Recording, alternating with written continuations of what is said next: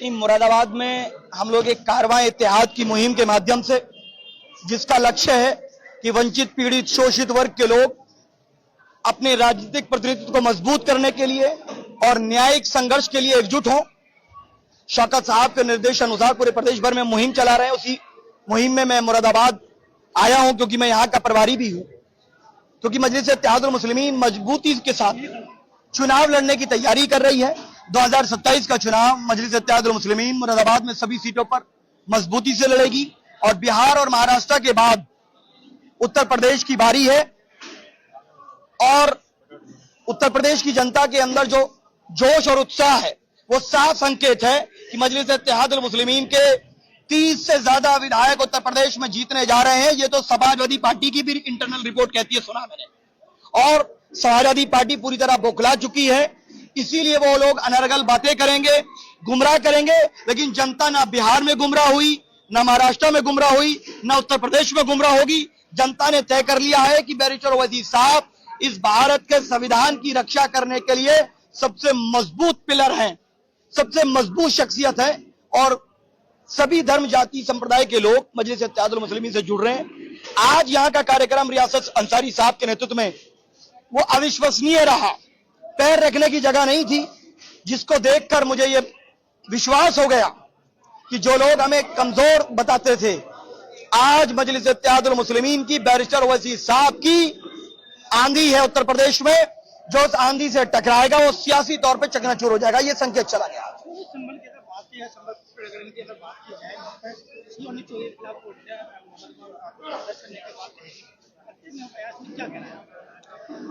नहीं, कोर्ट के आदेश की अवहेलना नहीं होनी चाहिए। मुकदमा दर्ज हो, कानूनी कार्रवाई हो, कानूनी प्रक्रिया पे हम क्या सवाल उठा सकते हैं। लेकिन यह बात स्पष्ट है कि अत्याचार कई जगहों पर हुआ है, और अगर कोई अत्याचार करेगा तो याद रखिए, हर अंधेरी रात के बाद उजाला है न्याय का, शांति का।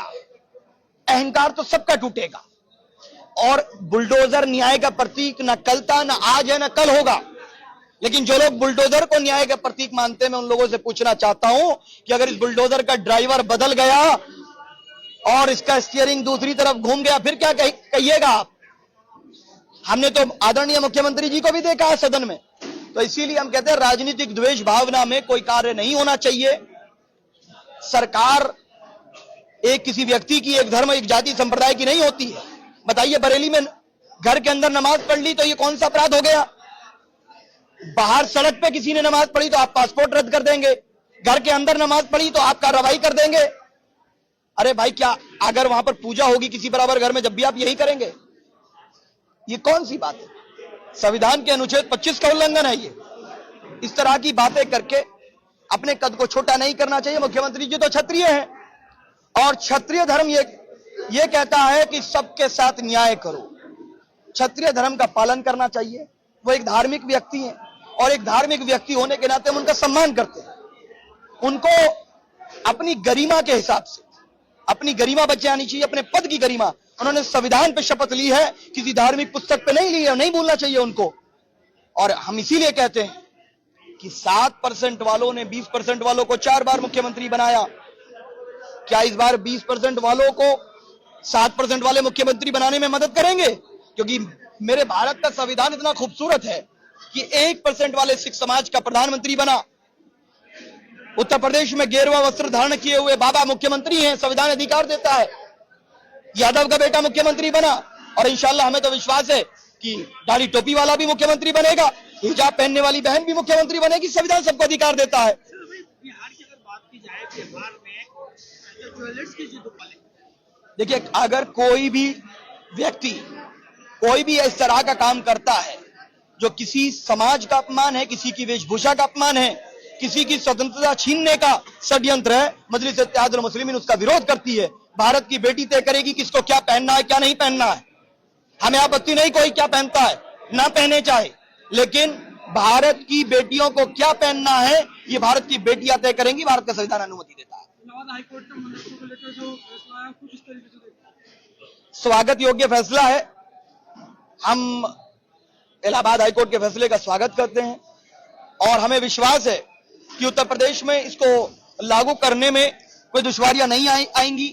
हम तो पहले दिन से कह रहे थे, अरे मदरसा संविधान के अनुच्छेद 30 के तहत अगर है, किसी को क्या आपत्ति है? क्या संविधान पे आपको विश्वास नहीं है? एक तरफ कहते हैं हम संविधान को मानने वाले, संविधान पे शपथ लेंगे, आप मंदिर में जाकर के पूजा करने की जो बात करते हैं करें, हमें कोई आपत्ति नहीं है, लेकिन शपथ तो संविधान पे ही ली है ना आपने, नहीं भूलना चाहिए उनको। ये अच्छा फैसला, हम स्वागत करते हैं। एमएएम के सुप्रीमो सचिन ओवैसी ने कहा है कि मैं देश के जो प्राइम मिनिस्टर एक हिजाब देखना चाहता हूँ, ये मैं सब ख्वाब देखता हूँ जिसका मैं संविधान नहीं मिला। क्या कहना चाहेंगे इसका? बिल्कुल बनेगी, इंशाल्लाह जरूर बनेगी। मैं तो कह रहा हूं ना कि भारत की बेटी भी प्रधानमंत्री बनेगी और इंशाल्लाह उत्तर प्रदेश की मुख्यमंत्री भी बनेगी, मुरादाबाद की मेयर भी हिजाब पहनने वाली बनेगी। जब गेरुआ वस्त्र वालों को संविधान ने अनुमति दी है, हमें कोई आपत्ति नहीं।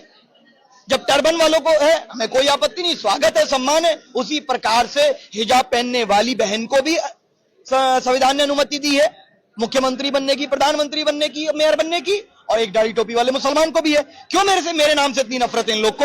मैं भारत का नागरिक नहीं हूं, मैं सेकंड क्लास सिटीजन हूं क्या? नहीं, मैं भी उतना ही नागरिक हूं जितने ये लोग नागरिक हैं, और मेरा राष्ट्रवाद इनसे कम नहीं है।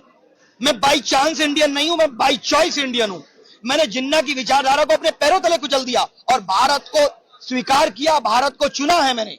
और ऑपरेशन सिंदूर में मेरे नेता ने जिस प्रकार से पाकिस्तान को मुंहतोड़ जवाब दिया, शायद बीजेपी के लोग भी नहीं दे पाए, सपा के लोग भी नहीं दे पाए। मेरे नेता की पहचान तो यह है। सर, मेरा आखिरी एक सवाल है कि ईरान और इराक में जिस तरह से जंग चल रहा है, देखिए, भारत सरकार ने बैरिस्टर ओवैसी साहब की मांग पर ईरान में फंसे भारतीयों को लाने के लिए जो कदम उठाए हैं वो स्वागत योग्य हैं। और बैरिस्टर ओवैसी साहब ने जो अपील की थी, लगातार सरकार से ये अनुरोध किया था कि होना चाहिए, वो किया गया। जो अच्छा काम है, मैं उससे आपत्ति नहीं होती है जब सरकार जन विरोधी फैसले लेती है। ऑपरेशन सिंदूर के समय हमने कहा कि सरकार बिल्कुल मुंहतोड़ जवाब देना चाहिए पाकिस्तान को, पाकिस्तान का इलाज करना चाहिए कि दोबारा कोई आतंकवादी यहां न भेज पाए। लेकिन जब सरकार जन विरोधी कार्य करती है, जब सरकार धर्म के आधार पर कार्रवाई करती है, जब सरकार बुलडोजर का दुरुपयोग करती है, जब सरकार मस्जिद मदरसे खानकाहों को टारगेट करती है, जब सरकार बलात्कारियों के मुकदमे वापस लेने की बात करती है, जब सरकार अखलाक की बॉब लिंचिंग करने वालों के मुकदमे वापस लेने की बात करती है, जब सरकार कुरैशी भाइयों और बुनकर भाइयों के कारोबार पर हमला करती है, जब हम सरकार के खिलाफ संवैधानिक तरीके से अपनी बात रखते हैं कि संविधान का पालन करते हुए कार्रवाई करनी चाहिए, संविधान के विरोध में जाकर के कोई कार्रवाई नहीं करनी चाहिए।